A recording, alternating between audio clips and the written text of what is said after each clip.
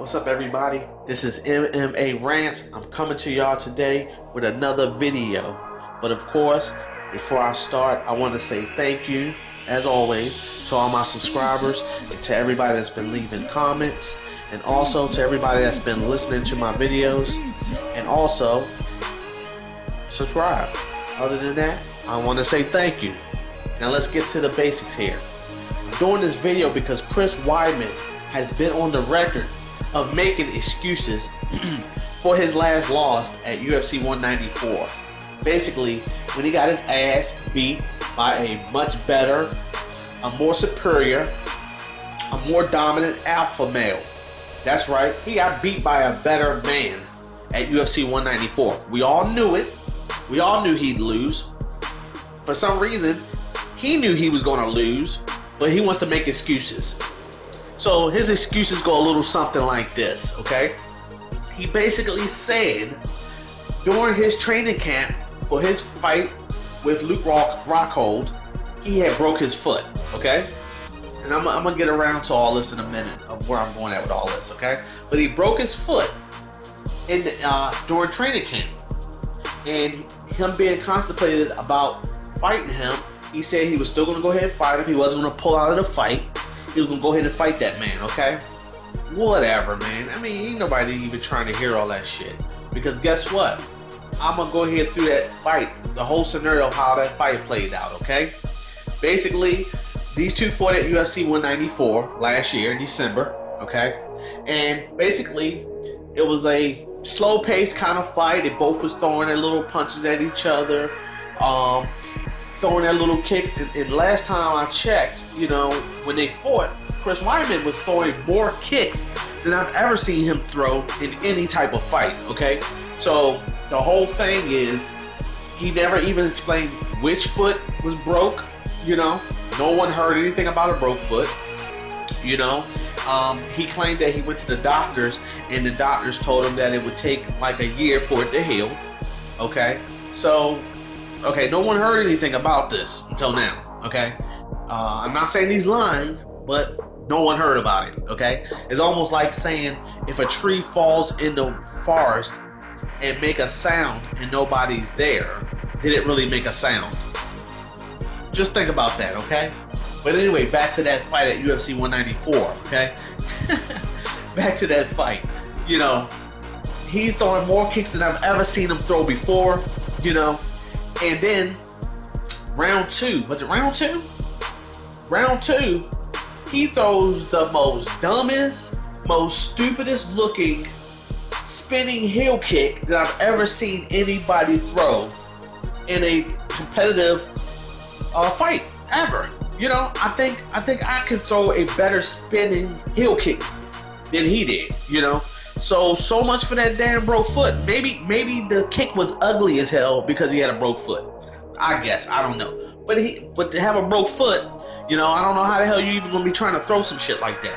So two things, he's throwing more kicks than he's ever thrown in any fight, and then he throws the ugliest, weirdest spinning heel kick I've ever seen. Okay? And then he gets taken down, he gets ground and pounded like hell. He got beat on like somebody, like he spit on Luke Rockhold's mother or something. I mean, the dude was just beating on him.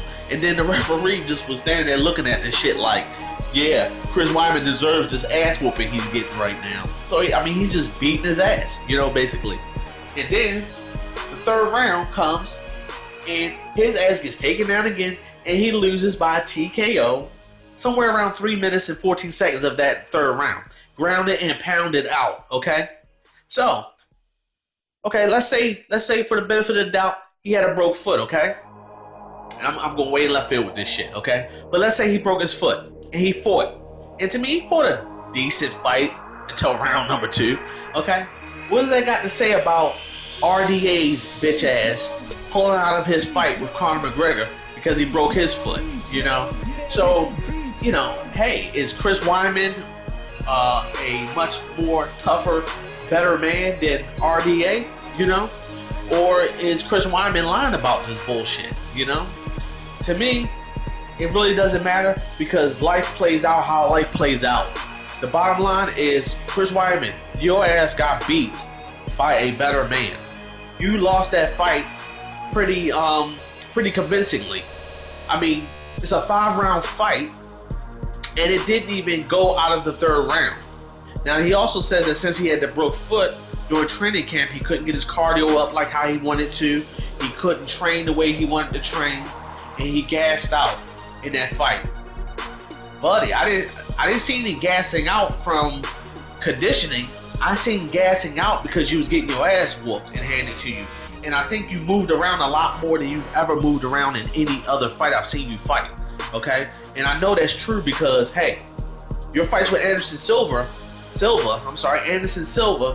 didn't involve you moving around too much. I think Anderson Silva did more moving around than you did, and those fights ended pretty fast. So you was fighting an old ass man there, and then you turn around and fight Lyoto Machida. Now that was a good ass fight, you know, but hey, Lyoto Machida was the one moving around. You wasn't really moving around. You kind of stayed your ground, and you kind of bullied Lyoto Machida. So you wasn't doing a lot of moving around in that fight.